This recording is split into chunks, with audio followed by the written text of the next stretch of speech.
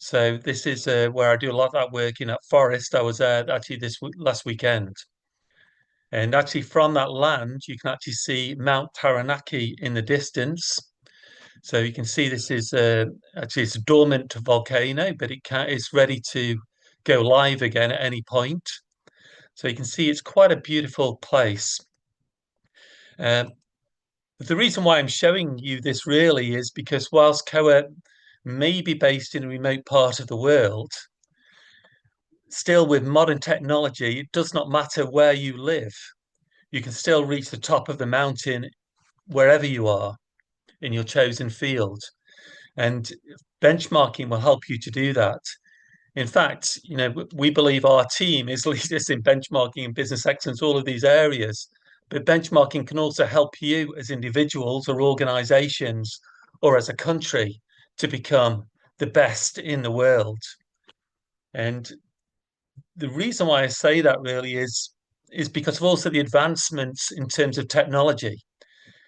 Technology now enables you not only to live in remote places such as where I live, but it also enables you if you live in a big city or metropolis like Dubai, it enables you to access quite quickly all best practices from around the world and consider how to utilize them to improve your own performance or your organization's performance. And as I'm sure you're aware, technology is advancing at a breakneck speed. And so now we're all using, ChatGPT, for instance, and AI. I use ChatGPT on a daily basis. And I actually did here, you can see the top left-hand corner of this slide. I did a search that's a question to ChatGPT, which organizations have won the most business excellence awards in the UAE? And you can see from that, you can see Dubai Electricity and Water Authority came up as number one. But then we've also got DP World and Abu Dhabi Ports Group, highly recognized in Abu Dhabi, having been the last winner of when Abu Dhabi had their Government Excellence Award. So you can see how that new technology can assist you in benchmarking, quickly identify organizations around the world which may excel in a field or area that's of interest to you. And then from that information, you can ask further questions to try and glean more information, or indeed then contact them and approach them directly to learn from them using social media, perhaps like LinkedIn, to actually get some details of individuals inside those organizations. So with new technology as well as many best practices you can find through various resources on the internet. All Dubai Quality Group members get access to the BPR.com. You can do searches through that website resource and find some great best practices. As you can see, one of them in the bottom left-hand corner. This one is from the University of Barcelona. And this gentleman here, Dr. Oriol, presented at the International Best Practice Competition a few years ago and showed how they transformed their organization through rapid response teams. So they set up something like 30 or 40 rapid response teams. And within 90 days, all those rapid response teams had to come up with some great ideas on how they can actually improve the performance of the organization and develop an action plan. So within 90 days, they got together, all their people and stakeholders came up together with some action plans for improvement. And from that initial initiative, they've actually gone a long way to transforming the University of Barcelona. It's really started to improve in terms of its international rankings through its initiatives it's introduced in terms of um, um, it's a trackway to delivering better research and also how it's attracting more students to the university. You can also see on this slide here as well some um, oldish data now on COVID back from 2023. And I think when COVID happened, I'd never seen so many dashboards before in terms of different countries' performance. And again, this is a very important element of benchmarking. is being able to compare your performance against others. And with big data analytics now and the utilization of dashboards, um, there's so much more opportunity than ever used to be in the past to compare your organization's performance against others or compare a country's performance against others. And you can also see in the right-hand side here, one of the most common, international benchmarks is in terms of digital competitiveness in today's world. And there's a number of benchmark databases that can do this. One is provided by IMD, and you can see here at the moment, I think the rankings of various countries around the world, with Singapore number one and United Arab Emirates number 11. Um, I think from my perspective, in terms of most international benchmarks, then I think we already know that the United Arab Emirates is improving because of the emphasis on excellence, which comes from the very top of the government through the various initiatives that have stemmed all across government and a very strong leadership.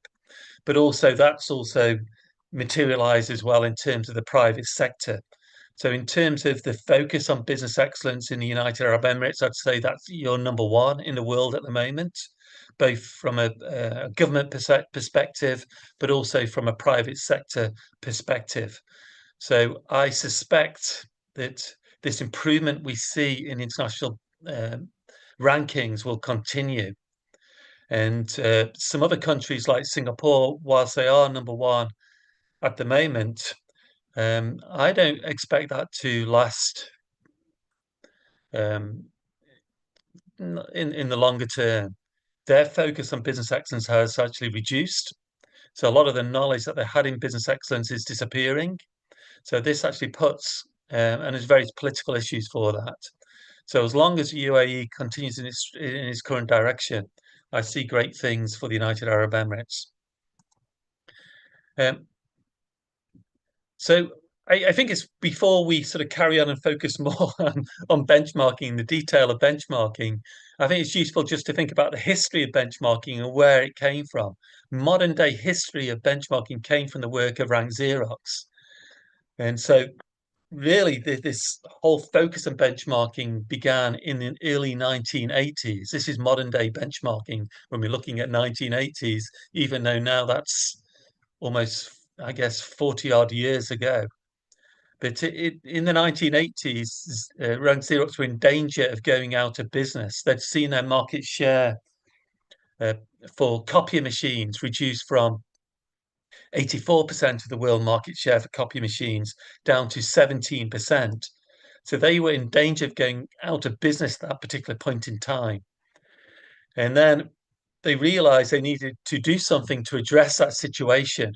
So they recruited a new CEO, and then he realized that there needed to be a radical transformation of their organization, similar to what the University of Barcelona had done when he instigated these rapid response teams. But at this particular point in time in the 1980s, the CEO said to his staff, what we need to do is two things differently. One is we need to be ready to learn from other organizations for every single process that we have inside our organization. So whether it's our leadership processes, our governance processes, or whether it's how we address our customers, or whether it's our supply chain, whether it's our core process in terms of how we manufacture copy machines, we need to be willing to learn from other organizations and learn to be willing need to be willing to learn from other organizations from any industry, not just our own industry. So this was actually a mind shift, a different approach than had been used by organizations at that point in time, saying that they can learn from other organizations from other industries, not being focused on their own sector. So there's that mindset shift. So they said we need to be learning from any organization who is better than us for any of our processes. And secondly, what he encouraged was a systematic approach to learning, and that became known as benchmarking. They introduced a 10-step benchmarking methodology. So in a period of 7 or 8 years, They benchmarked over 200 of their business processes using a systematic approach to learning, and then they became recognized as world class. They were the first organization to win the Baldrige Business Excellence Award in 1988 and the first winner of the EFQM Excellence Award in 1992. And as a condition of winning those awards, you have to be available to share your submission documents and what you did to achieve your success. And central to their success was a use of benchmarking. So this is how benchmarking became popular all around the world because they achieve world-class performance, they're recognized as being world-class, and then the approach that they used to deliver that was written in their submission documents, and they had to be willing to share that with other organizations around the world. So they became the benchmark of the time. So they did that in a period of 7 or 8 years when internet was only in its early origins. So it's much harder to do benchmarking then. Now it's much easier, as I've shared with you, through the use of the internet.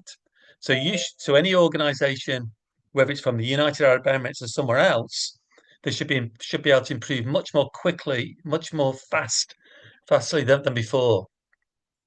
So it's more about the willingness to improve. The desire to improve is a central element here because it's you can access the best practices, so nothing's stopping you really. And my organization, the Centre for Organization Excellence Research, this is our premise. Our premise is to assist any organization that desires to improve, desires to get better at what they're doing. So we've designed a set of services to assist that. We're the founder of the Trade Best Practice Benchmarking methodology, which has become the methodology that's used by the Dubai government. We're the developer of the BPR.com website resource that members of the Dubai Quality Group have access to. We run the International Best Practice Competition, which is designed to be a quick way, a fast way for organizations to share their best practices and improve. And Dubai Quality Group members can participate in the competition at a discounted rate. So you can see that code in the bottom right-hand corner. If you go to the International Best Practice Competition website and want to participate, we have entries are open until the 5th of May. When you go to submit your application, just enter that code and you get a 10% discount on the fees. The fees are not a lot anyway, to be honest, for the service we provide, because the whole design is to encourage the sharing of best practices, but that will hopefully be a benefit that you obtain being a member of the DQG. And you can see in the bottom left-hand corner as well, my colleague, Dr. Atif Baig, he studied at Massey University, and now he works for the Centre for Organisational Excellence Research, and he'll give his presentation very shortly. I'm already speaking longer than I intended to, but that's not a problem. So what I'd like to do now is just bring to your attention the International Best Practice Competition, because if you're interested in benchmarking, then you should be interested in participating in the competition for two reasons. One reason is that you can put forward your own best practices and have them benchmarked and assessed against other organizations. And secondly, the whole concept of this competition is not just for you to get recognition and compare what your work with other organizations. The other reason is that you can learn from the best practices of other organizations. So that every organization that participates in this competition, you'll be able to listen to their presentation, you'll be able to read ultimately their applications. So it's designed to help everybody to do benchmarking, to help all societies around the world to improve. That's what the competition is about. So I'll just focus on this for a few minutes because you can find a lot more information on this from the website, which is bestpracticecompetition.com. So we have a deadline of the 5th of May. There will actually be a little bit, we're calling that the final deadline, but in reality, we can extend that another 5 to 10 days after that. But then that will need to be closed because you need to submit a written application. After that, you'll be delivering presentations. and the presentations will be beginning from the 2nd of June. So the jury need to have time to read your application before you give the presentations. And this is why it's, I say, an event that should inspire everybody, because when you give a presentation through this best practice competition, then all the other participants can listen to it, and you can listen to their presentations too. So there are some other awards and recognition too, but the main one is International Best Practice Competition. And we assess all the best practices using the 7-star system. 5 stars and above means you have an international best practice. But even 4 stars is a fantastic achievement. It means you've got a national best practice, something that other organisations, in your case, that other United Arab Emirates organisations would like to learn from. We also provide recognition for the highest star ratings for each category. So these are the 21 categories. And as I've said, the way you participate in the competition, you deliver an 8-minute presentation. No, you submit an 8-minute application, you submit a written application, and then you deliver an 8-minute presentation. And yeah, you can see the website address in the middle of that slide. And you'll be able to access the application forms from the website. And just to say here that your best practices are assessed using these 6 criteria. And these are criteria you'll use actually if you're doing benchmarking projects and want to learn from other organizations. Then when you assess potential benchmarking partners, you should also be using this criteria. But as part of this competition, we use this to assess your organization against that 7-star system. So we're looking for organizations which can demonstrate strong results. Obviously, results are important because that's a strong indicator of a best practice. We're also looking to see that there's a level of innovation in the best practice. Maybe there's something unique or something a little bit different about it, or that you've applied a particular, could be a well-established technique you're using or an approach you're using inside your organization, but you've applied it more quickly than other organizations or applied it more widely than other organizations. And we also look at the level of deployment of the best practice, because this will give the jury confidence that this practice will work as well for other organizations. And then we're also looking at how that practice is, or looking whether that practice is continually reviewed and refined, because then that gives the jury some confidence that this best practice will be sustainable for the future.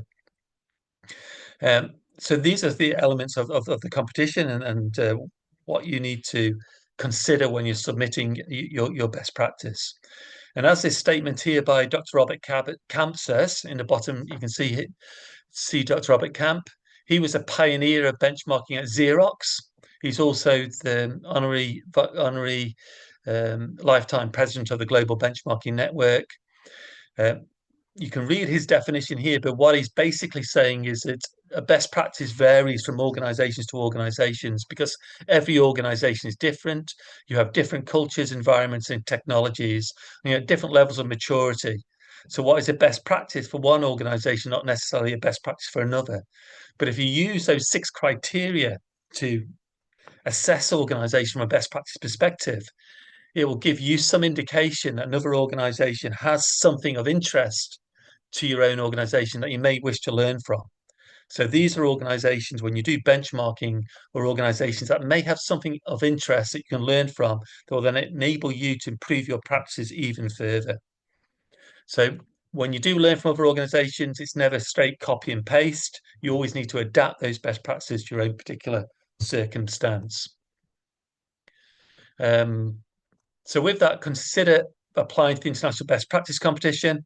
The other thing around this is that whilst we have the International Best Practice Competition for organizations that are pursuing excellence, and you can actually apply for best practice certification using those criteria outside of the competition too. So we often get organizations from the United Arab Emirates and around the world doing that. So whilst we encourage you to apply for the competition, we realize some organizations can't stick to their states, or they want to assess multiple best practices inside their organization because we're going for business excellence assessment. and we can do that for them and have the independent assessment from the jury. So if you're interested in that, please let me know. With that, I'm going to actually let Dr. Atif present now on his research in organizational excellence architecture. So again, maybe about 7 or 8 minutes, because then I'll wrap up after that, Dr. Atif. Okay. Thank you so much, Robin. I don't have that exotic pictures to show like Robin did, but I will share my research and findings. As title suggests, that organization excellence architecture. So, Robin, if you can move forward, please. Yeah, so this research, as Robin mentioned, that we started somewhere in 2019 and finished last year. It was around a business excellence implementation because there was a still gap in business excellence literature that not many research are focused on business excellence implementation. So my research was focused on how leading organizations implement business excellence, so that I can showcase organization excellence architecture to other organizations so that they can actually learn from those best practices and improve their, fast track their business excellence journey. Over 50 organizations participated in this research from 17 countries, and you can see there's some big names from Dubai as well. They participated and provided very rich information that I used in my research and conclude my research with model called OEA, Organizational Excellence Architecture. So as I mentioned earlier, so this research introduced a novel concept of organizational excellence architecture, which refers to governance structure, resources, processes, and assessment tools organizations use to implement and sustain business excellence. And you can see that I have underlined assessment tools. So in this webinar, I'm going to talk about some leading case studies that I found during my research, so that member organizations from the Dubai Quality Group can learn and implement and improve their assessment approaches. So this is the model that I developed, but I'm not going to in detail. But this model says that if you have right process in place, the resources in place, right structure in place, your approach is right, that could actually help to fast track your business excellence maturity. And that is a combination of a lot of best practices that I collected in my research, and few of them I will showcase here today. So this is a general finding that we got during the research, and you can see there's some color coding. Green organization means that organization who actually achieve world-class, level. They won awards. They are be mature. So when I was doing some surveys and finding some best practices, we found that mature organization, they have better structure, more resources. Leadership is more involved in business excellence. They have better criterion leader there who are actually driving excellence within the organization. They have BE champions. So in summary, they have better organizational excellence architecture to support their excellence drive. So it's not about excellence only, it's about how comprehensive they have support structure in place within the organization that is helping organization to drive their excellence agenda. So yeah, so this research so far published 2 research papers. One was around development of organizational excellence architecture, and the other one was focusing on business excellence assessment. That is my focus for today's webinar. Yeah. So if you see organizational excellence architecture, they touch upon resources, processes, internal structure, and assessment. Assessment is also a process, but it's so important in organization journey, excellence journey, in that decided to put excellent assessment process as a separate component in OEA, and explore that how leading organizations actually implement their assessment process. So we found some 3 key organizations from different parts of the world. Unfortunately, we have confidentiality agreements, so I can't share the names and location. But one organization, we call it Organization X, I will share in the next slides. It was a large MNC, won EFQM award in 2022. The other organization was public sector organization, again award-winning organization, very mature, started their B journey in 1992. The organization Z is a leading hospital in somewhere in Europe. But again, EFQM award winner.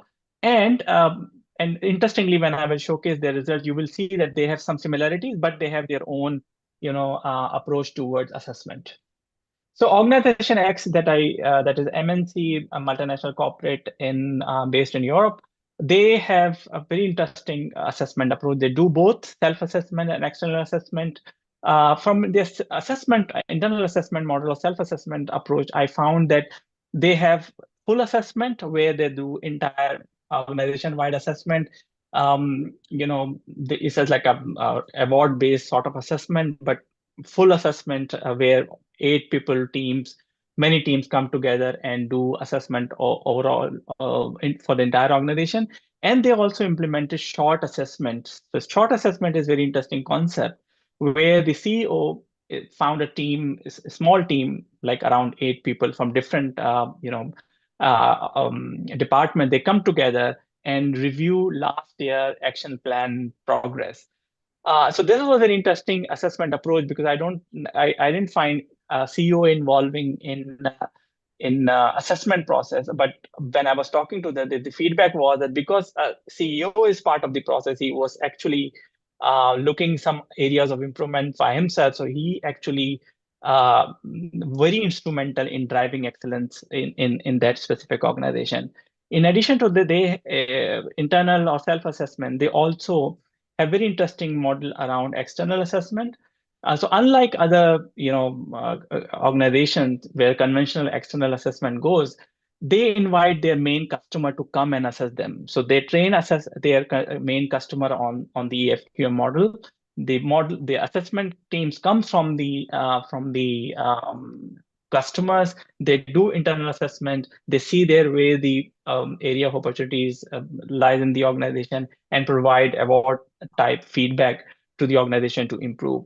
So this organization again is interesting concept from Dubai Group. From perspective, you can actually see where you can involve your customers to come and see what you're doing and provide you feedback on your excellence maturity.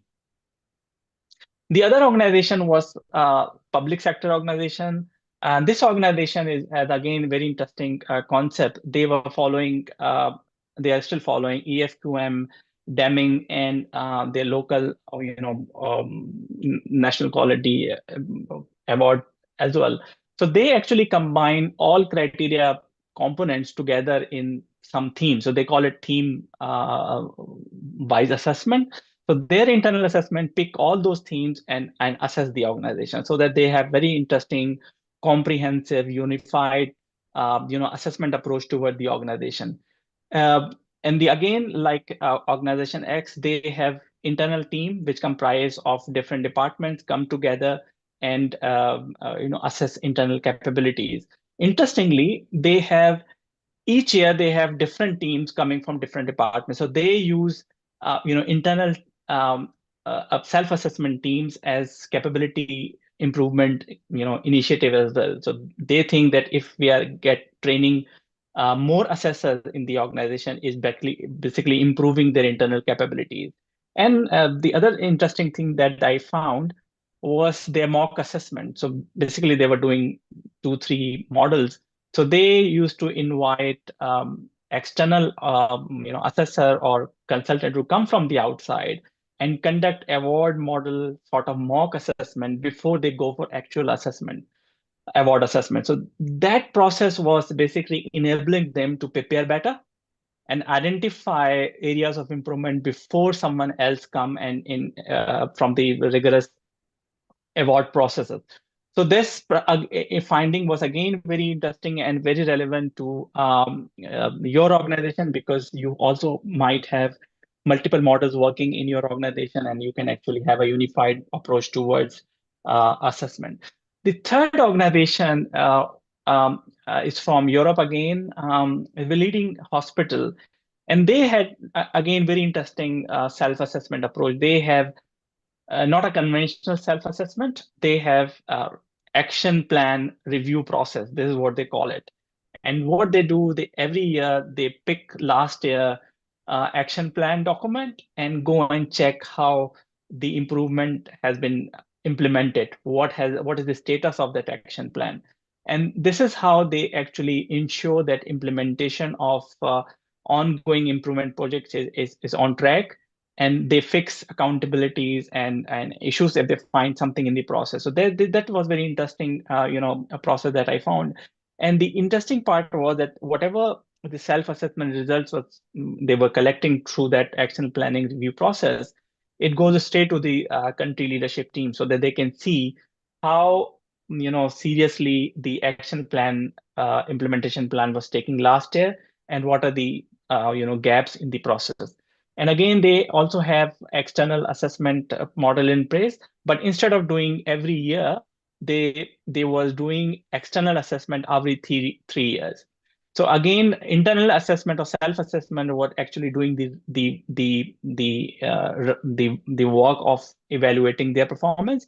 And to avoid internal self blindness, they have this external assessment in place as well, where external teams come from the outside and review the internal maturity. So if I summarize what we see in my research, that regular assessments are very, very important. So you have to have institutionalized somewhere or operationalize your internal self-assessment so that you can keep finding areas of improvement.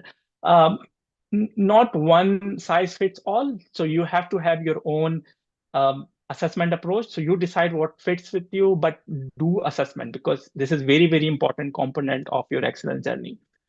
Theme-based framework, again, is very interesting, especially organizations working in Dubai or UAE, because these organizations are actually following multiple models, and themes can actually help you to improve your performance. CEO and senior leadership in engagement is very, very important. That emerges as one of the most important enabler for implementing excellence. If excellence message is coming from the top, it's going to happen. So internal capabilities and everything improves when you have support from the CEO and the management team. Um, the other thing that I found was, although what you have, you're doing really well in your excellence journey, you have to have engage your staff, field staff, and internal employees on daily, not daily, but activities around assessment, so that they should know, they should feel that they are part of the team and they are actually, see the improvement coming from excellence. Similarly, assessment is again is very important, but if you involve teams in a way that actually also help you to improve training aspect of your internal capabilities, that would be very nice. And again, from capabilities perspective, is also very important that um, you should be following that. So this was the research overall, but you can always come back to me. You can scan and then follow me on LinkedIn. And if you would like to read more about research, I'm happy to share my research and findings with you in different blogs and papers that I wrote. Yeah, so thank you very much, the Way Quality Group and Robin, for giving me this opportunity. And thank you. Over to you, Robin. Thank you, Okay. Dr. Atif. Thank you, Dr. Robin, for being with us today. Thank you for our attendees. I will give the floor to my Yeah. colleague, Mira Yeah. Dus. She will We handle still had a the... couple of minutes though, huh? So Sorry. Okay, so continue, Dr. Robin. Thank you. is it okay we have 5 more minutes or not? Are we okay? Yes, Okay. sure. Well, We have more time. okay. Because there's a couple of the other things we're going to briefly go through. I realize we've got so much things we could actually share, so we can't go through in a lot of detail. But I will just briefly, a couple of minutes on the trade best practice benchmarking methodology, then also a couple of minutes on the global benchmarking network. So I hope that many of you are already aware of the trade best practice benchmarking methodology. is being used now by many organisations in the United Arab Emirates, as they've been supported by the Dubai government for many years now. And this provides really a systematic approach to learning from other organisations. And you can see here the 5 stages of trade. The concept is very simple. It's basically, deciding what area of your organization you want to focus on. What are your key challenges? So you need to plan the project. You need to review your current situation, make sure you're addressing the right area. And then from that knowledge, you can then think about which other organizations you need to learn from, where you're going to find these best practices and then learn from them, then deploy them, and then evaluate the best practices. I mean, the reason why it's so powerful, really, this methodology, is because it is not just about finding best practices. It is making sure that something is done with that learning. Too often you see benchmarking projects done. They call them benchmarking projects. They might be learning best practices or trying to find benchmarks, but often nothing happens after that.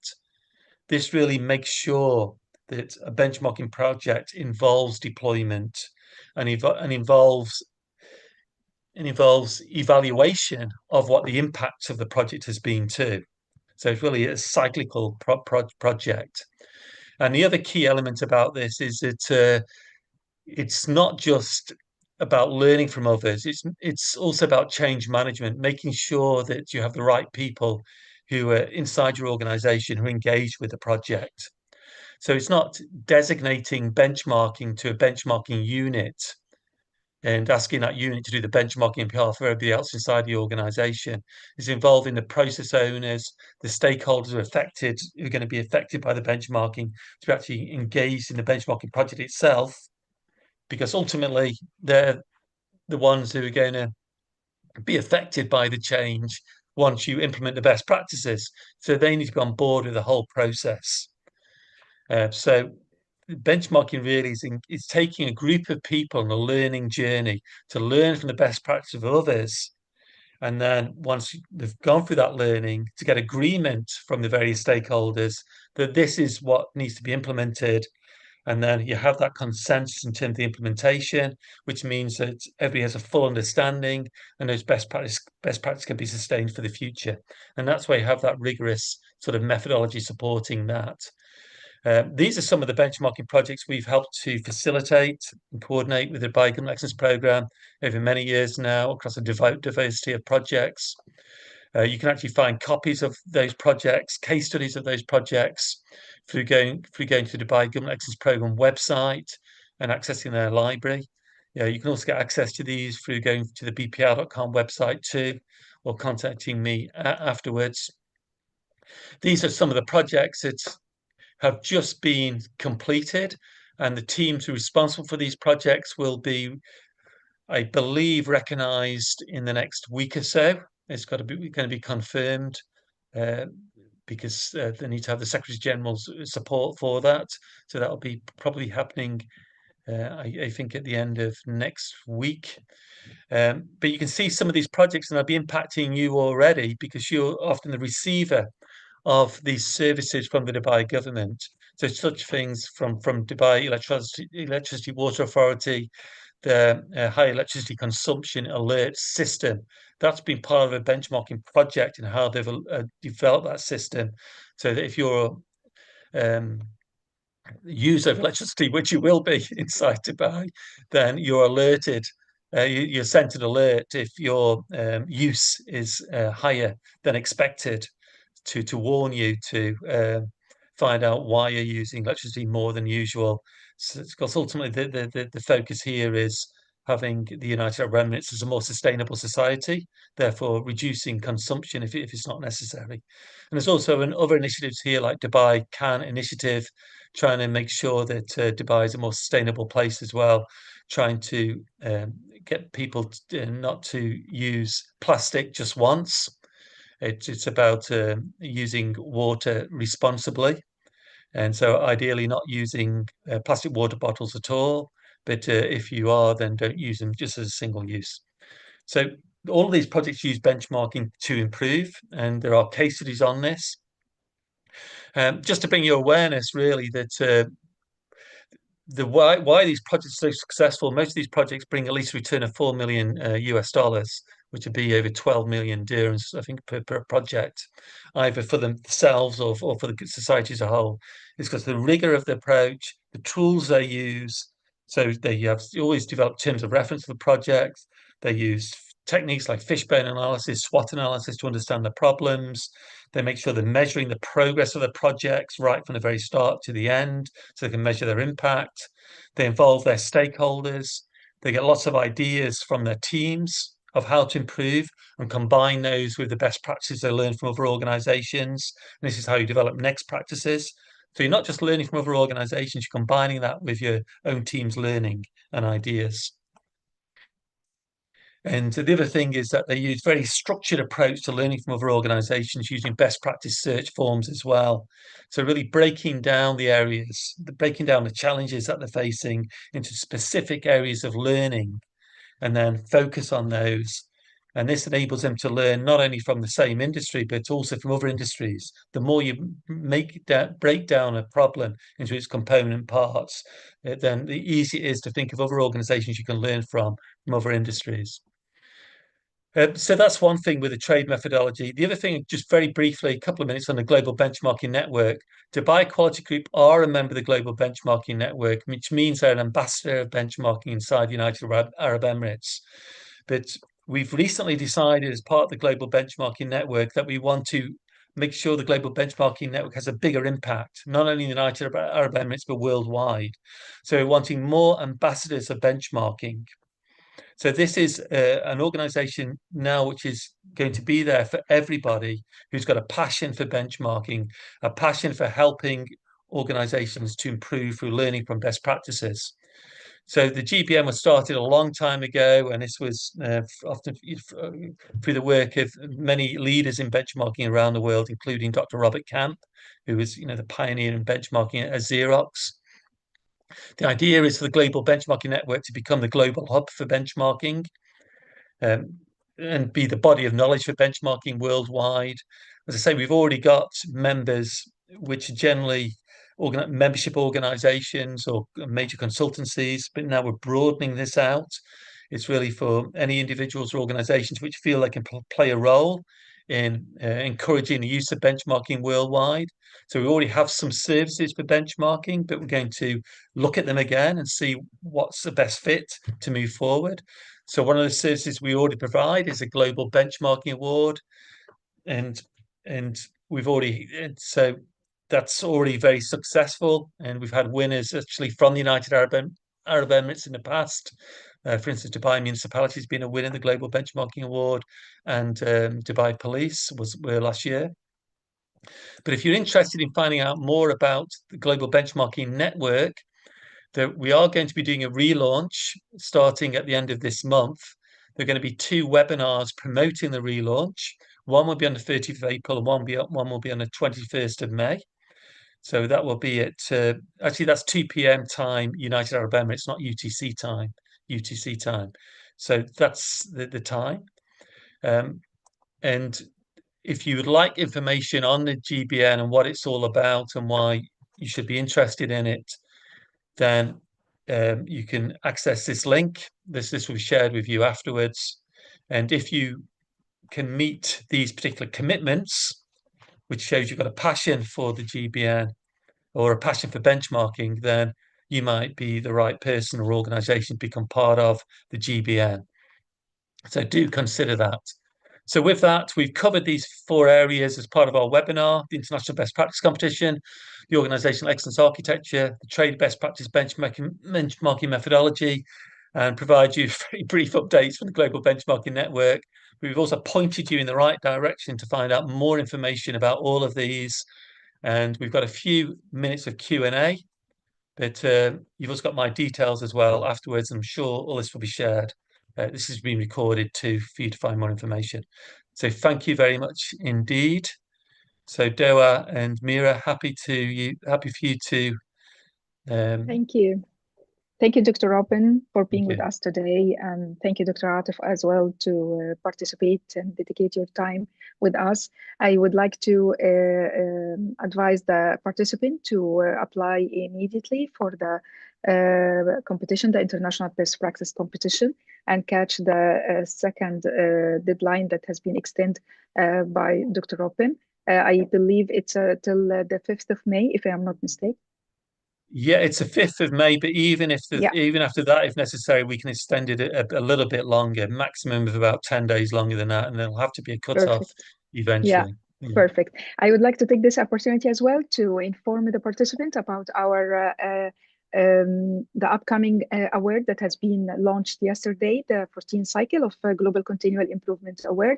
I'm going to leave the link of this award in the chat section. So who interested to know more about our awards, he can easily access the link. Now, I will introduce my colleague, Mira Dos. She will be taking care of the questions and the concern. So I would like to request from the participant to drop their concerns in the Q&A sections, and we will take it further. Who want to drop the questions using the voice features? Please use the emoji of raise hand, and we will open the mic to you. Mira, please. Thank you, Dua, and thank you so much for Dr. Ruben and Dr. Atif for the insightful session. We have 3 questions. The first one from Hashir. Does BPIR facilitate benchmarking between organizations? Also, the term benchmarking does mean process-to-process benchmarking or to benchmark KPIs or quantitative outputs. Okay, so of course our team can facilitate benchmarking between organizations, and we also have the bpr.com website resource, which Dubai Quality Group members can access, and that hosts all the best practices that are shared for the International Best Practice Competition. So over the years, over 800 best practices have been shared for the International Best Practice Competition, and they're all inside the bpr.com. And we also share not only the best practices in video format, but they also provide the contact details of those applicants as well. So sometimes those applicants have moved on from their organization, but the ones which are shown for the last few years, they should still be working for those organizations and can be contacted. So yeah, there's information there that can assist you, but also our team can assist too. In terms of the word benchmarking, this is a very, very good question. Everybody, when you talk to people about benchmarking, everybody's got a different interpretation, really, of what benchmarking is, and this is why I think it's important to clarify that from each person's perspective. So my perspective on benchmarking might be different than somebody else's, because obviously I've been working in this area for many years. So when I think about benchmarking, I like to split the word into 2 parts. One part is a benchmark. So if you talk about a benchmark, that's comparison of performance. So comparing performance of one organization against another. It could be financial performance, it could be safety performance. And you're doing that to find out what the performance gap is and whether you want to learn from another organization. So the benchmark is important to do, but it does not provide solutions. It just identifies that perhaps you've got a problem in comparison with others, and it potentially identifies other organizations who are performing better, but it does not give you solutions. When you add the ing to the benchmark, it means that you're doing something with that information. It means that not only you're finding out which organizations excel, therefore you've done the benchmark and find which organizations are performing better, but you're now contacting them. You're trying to find out what are they doing differently. So you're trying to learn from their best practices, and you don't even stop there. You then got to think about how can we implement them, and then how can we evaluate our success. So benchmarking to me includes a full cycle of the benchmarking process, and a benchmark just is a comparison. So hopefully that answers your question. Thank you. Thank you so much, Dr. Robin. We have another question from Haya.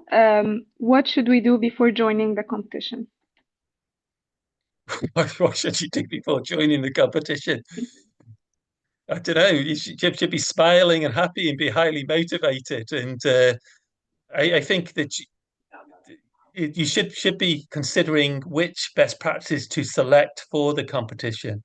And I would, in your shoes, be thinking about in which aspects of performance inside our organization do we know we perform well in? So where have we got good results inside our organization? And then I'll be thinking, okay, where have we got good results and what's causing those results? And so whatever is causing those results is potentially a best practice. So if you're going to achieve 5 stars, 6 stars, or 7 stars in international best practice, you've got to demonstrate results. That's why I say I would work backwards. From where can you think we can show good results? What's causing results? And then put that forward as a best practice in terms of your application. Okay, great. The third question from Hesher. What is the impact on benchmarking practices with the advent of Gen AI? I think it's helpful. All technology assists in terms of benchmarking. As I've said, with respect to the actual searching for best practices, it assists in terms of when you find good information and you're writing benchmarking reports as we do for clients, then using again chat GPT assists as well. So it's in a multitude of ways. I think technology does assist, but I still think where it does not assist is that ultimately, I think to improve, you still need person-to-person interaction to make sure that this knowledge, which is not sort of explicit, is captured when you're as a human being.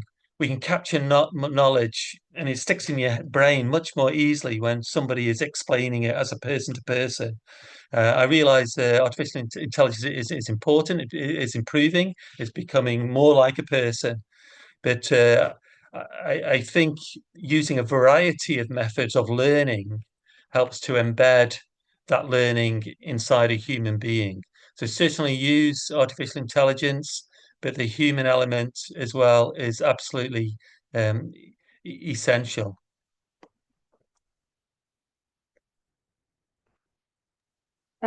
Thank you so much, Dr. Robin. The last question we have is Dubai Quality Group also collaborating with EFQM to introduce the QG Business Excellence Model, similar to the QG old MRM or SKEA?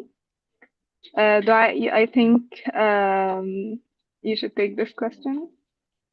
Thank you so much, Mira. Regarding the collaboration with the EFQM, definitely over the past years, we used to be the official representative of the EFQM in the UAE and the Middle East as well. But I do believe that anything related to EFQM model or SKEA or MRM, actually, we have our own model as a Dubai Quality Group, but it didn't launch to the public right now. We are working to provide the kind of platform like this. But for the other models, I do believe that you have to get in touch with them directly. However, you can proceed for the following question. Thank you. Thank you so much, Daya. We have another question. How do you determine the benchmark standards? How we will know this by this will be the benchmark for this manufacturing operations?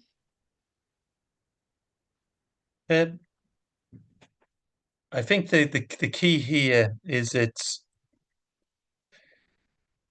if you're talking about manufacturing operations, you need to obviously break that down into which parts of your manufacturing operations are causing some issues. So when you do benchmarking, you just don't focus on a very broad area. You break it down into the key components of the challenge that you're facing, whether it's risk management in terms of manufacturing operations, whether it's safety issues, whether it's maintenance, whatever it may be. And then you would do a best practice search, and this is where you can use ChatGPT and AI, but also use Google searches, etc., to search for best practice in that particular area where organisations might have been recognised as winning an awards. Therefore, their potential benchmarking partner, or it might be you can find some benchmark data with respect to the specific processes you're focusing on. So all this information should be used to identify potential organisations that are performing better than you. But you never really know till you start to contact them and develop a relationship with them. So these are potential organisations to learn from. You then go and once you've identified those, sometimes you can get good information already from the internet. There could be best practice case studies or documents to learn from directly. But otherwise, I advise where you can, you should be contacting organizations to learn from them, either using social media initially to get the right contacts, and then you'd use virtual meetings, etc. Or if they're nearby, go and visit them. And from that's learning, where you go to ask them questions, you interrogate, not really interrogate, but you're trying to delve into more detail about the work that they do. Then this should give you insights or not, whether they're performing better, but it should be generally giving you new ideas. It should be stimulating your own thought patterns of what could we use here for our own organization to improve. To be honest, it doesn't really matter whether they're tremendously superior to you. They should be on the specific areas that you want to learn from them. But the main thing you're trying to do is improve your own current performance.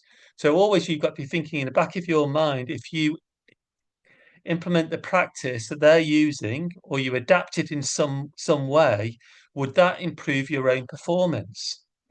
Most benchmarking projects that we do for the Dubai government, they'd be identifying between maybe 60 to 120 good ideas or practices to implement.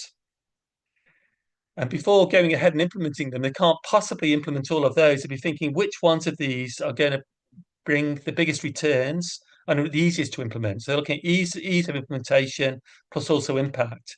From those, they might implement 15. So this is a case when you do benchmarking learning, benchmarking visits. They don't necessarily need to be absolutely superior. Still, if you're asking the right questions, you'll find something that potentially will help your organization to improve. And you've got to think about how that will elevate your own performance.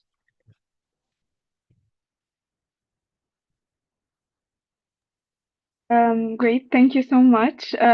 We don't have any more questions, so we would like to thank you, Dr. Robin and Dr. Atif, for your time and for the insightful webinar.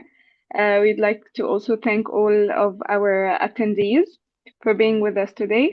We would like to tell you that the webinar have been recorded and it will be posted on YouTube and also be sent to all the attendees via email. Thank you so much for your time. Okay, thank you so much. Thank you. Thank you. Thank you, Mira. Thank you, Dr. Atif. Thank you, Dr. Rob.